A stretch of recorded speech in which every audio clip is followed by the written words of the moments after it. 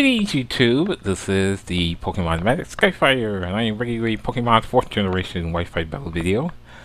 I am playing Platinum with this one, although you are seeing a Soul Silver video, and this battle is against Zeke from the Pokemon Wi-Fi room. One thing about this team, you know the old Skarmory Blissey trick that Merlin used to do against everybody? Well, here we go again, Skarmory Blissey. And I wasn't really happy about how this battle turned out at the start, especially since we disconnected the first time and now we're doing this really the second time, because there was an actual different story than what happened the first one. But in the case, it really didn't matter too much because things did go almost the same. I said almost. It probably wouldn't have mattered too much because the save few turns after it was just a little switched up. I'll explain why. You're going to bring in Dougie, which is his Aerodactyl. I'm going to bring in Skyfire, which is my Medicham.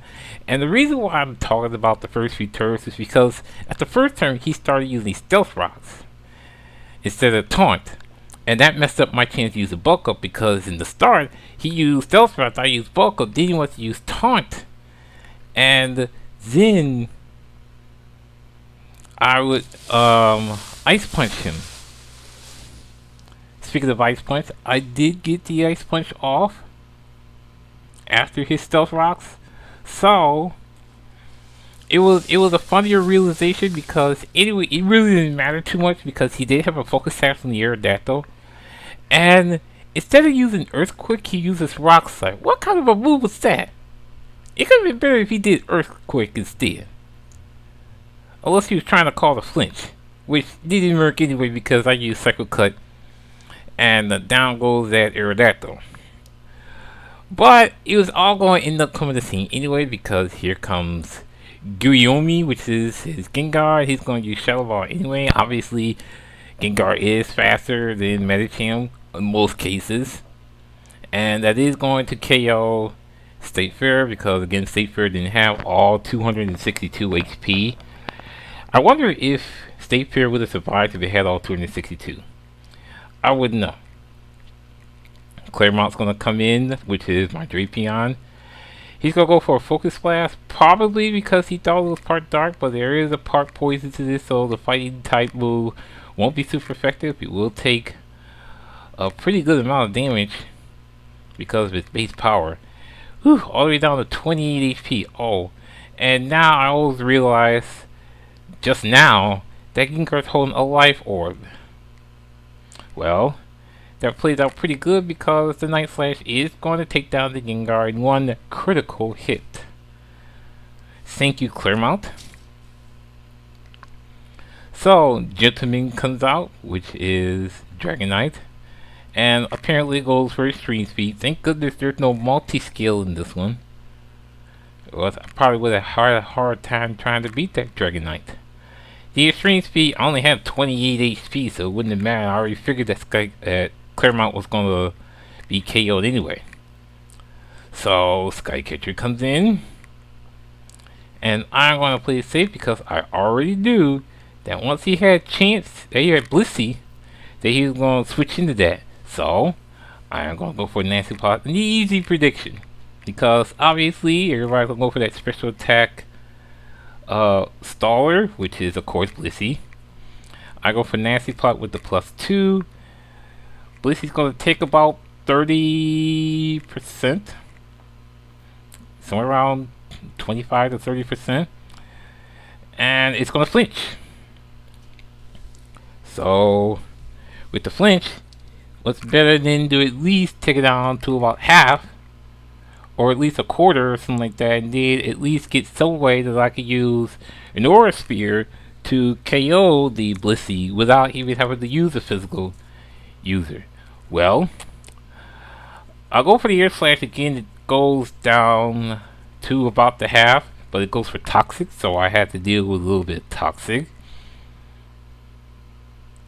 What I wanted to do was to do another Nasty Plot, because I was hoping for a flinch. But the reason why I thought about doing the Nasty Plot is because I already know that Skarmory was going to come in. And I'm shocked that he did do Thunder Wave instead of Toxic, because that probably would have been the better move to use as a status effect when it comes down to Blissey, especially against a special attacker like Togekiss. But Skycatcher says Toxic's kinda bad, but to be honest, it actually puts it in a good position, because as long as it's faster, I do have a better chance of doing a lot more flinches. Hence now I do another air slash and it flinches. So even though I am being a little bit flippy with this Toxic, I am going to try to see how low I can get this Blissey before I switch into someone which I already know he's going to switch into Skarmory if it's someone's physical. But I do another air slash, I get another flinch. So I'm looking at the damage now. I'm thinking to myself, will Aura Spear at +2 be super effective, be enough to KO this Blissey? I'm going to try it anyway, because I already know if he does do a softball, it'll take it down. It'll take it only up to about half, and whatever comes in afterwards, when you start switching in, it's going to probably get KO'd. It's going to go to KO Blissey anyway. But the Aura Spear KO Blissey, so the special attacking person is out. But unfortunately, so the Skycatcher, thanks to that Toxic. So there was a big problem in there. Now, knowing Dragonite was going to come out, I'm going to go for Romeo Plank, which is my voice cache. He is going to switch out and bring in Skarmory, as I figured. So, we've already seen enough flinches from Skycatcher. Now, let's see how this flinching goes with Romeo Plank. Well, I'm gonna go for a waterfall, knowing the only thing Skarmory could do is spikes, maybe roar out, and then even if I do roar, it puts him in a bad position because I have Pokemon which will kill it. But the first waterfall, I get a flinch. So Romeo Plank is doing pretty good. Now he goes for the spikes as I expected. But spikes really isn't going to matter too much in this game, especially when I have Romeo Plank, and there's a reason why.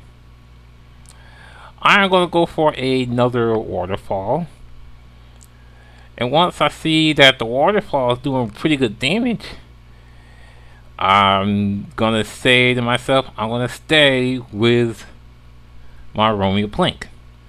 Romeo Plank does another waterfall, and that's another flinch from that Skarmory. So already, that's 3 flinches. Well, you know what? You might as well add a 4th, because that's another waterfall and that's another flinch. You know, Romeo Plank and Skycatcher are pretty much the flinch masters of this Skyfire team here in the 4th generation, because it seems like that they do this all the time.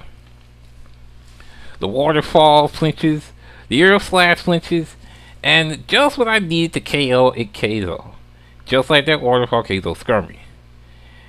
So, the Dragonite comes out, does its street speed, and I already know that it's not going to be enough to take it down, because extreme speed might be good power at 80, but also know Dragonite has a life orb, and I don't think there's not going to be much for Dragonite to do when Romeo Plank has leftovers. Now, you know what's funny about this Haxie Romeo Plank? I do a bounce. It paralyzes the Dragonite, and Dragonite can't move after the fact. Romeo Plank, you are something else. I mean, literally. Now, the thing about Romeo Plank and that street speed that it gets hit by is that it stays alive. And if it wasn't for these leftovers that I have on Romeo Plank, it probably would have been KO'd by that second extreme speed. I go for another bounce, And thank you to whittling down your own HP Dragonite, because the boss is going to KO that Dragonite. And unfortunately, his Harlem, which is his Magnezone, is easily gonna go down to Romeo Plank unless he has a Focus Sash. Which I don't think Magnezones carry a Focus Sash.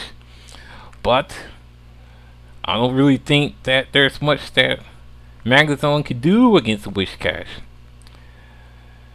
And with that in mind, the 4x Super Effective Earthquake is going to KO Magnezone, and that is going to be good game to Zeke. The old Skarmory Blissey routine that's been played out in Fortune so long is the reason why I stopped playing OU half the time in the first place. Of course, then you know it's Skarmory Blissey, but it took a special attacker to defeat Blissey, and it took a physical attacker to beat Skarmory. How ironic is that? Well, I guess that's how Flinch goes. And of all cases, Romeo Plank has pretty much done almost the whole spectrum. Flinches Skarmory almost 3 times, paralyzes Dragonite, and a Parahax comes afterwards. In 2 bounces, does it all. Thanks to Dragonite's own life orb whittling it down its HP pretty much to the point where it only takes 2 bounces to make it KO. So once again, Romeo Plank and Skycatcher do it for this team. Rate, comment, subscribe, give it a like if you like it. This is the Pokemon Automatic Skyfire. I'm Brent saying you have a nice day and see you next time.